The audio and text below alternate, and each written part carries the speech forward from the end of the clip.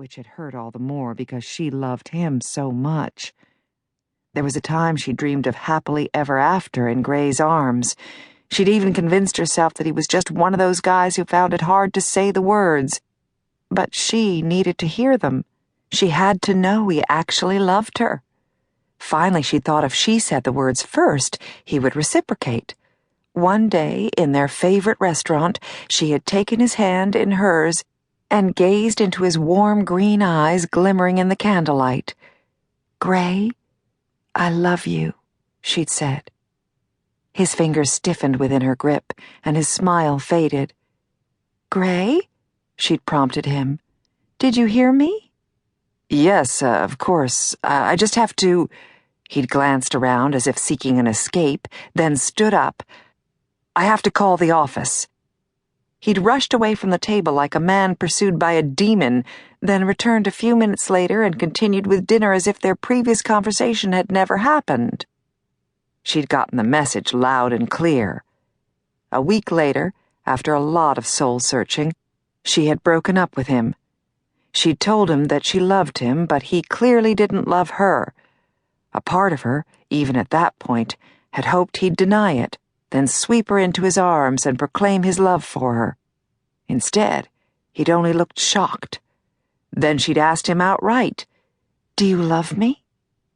He'd drawn in a deep breath and taken her hand in his. "The way I feel about you is different from what I've felt for any other woman. Deeper. I love having you in my life." "But do you love me?" His mouth had tightened into a flat line, and he'd said no more. She'd simply nodded at that point, knowing she had lost. Pain lanced through her at the memory. She still loved him, and she missed him every single day and night. She'd always felt loved and cherished, snuggled in his arms in bed. Tears welled in her eyes, and she dashed them away.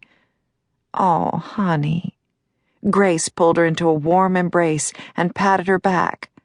Hanna accepted her big sister's hug, then slowly drew away, still thinking about Gray. We just weren't right for each other. How could she settle for less than love? How could she ask Gray to settle for less? Grace looked skeptical, but she let the subject drop.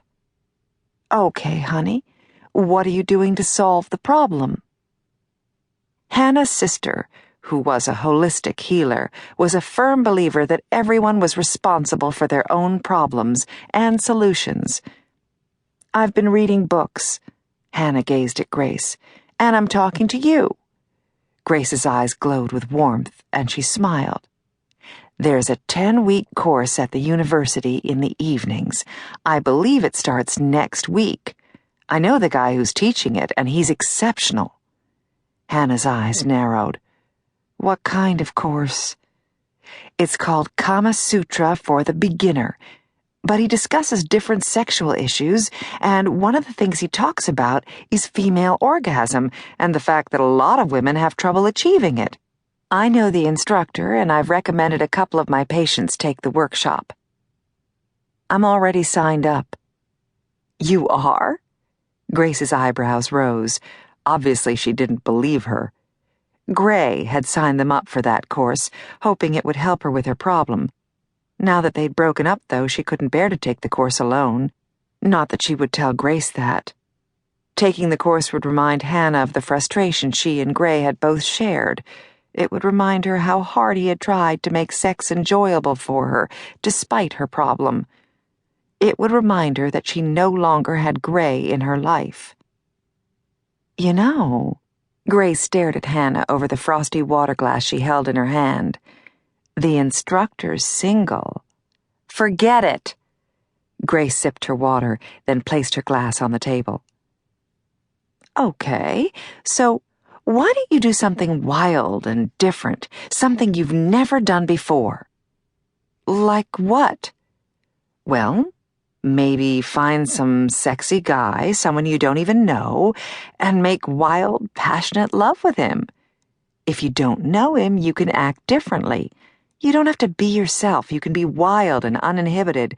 Maybe then you can let go of what's holding you back." Wild and uninhibited?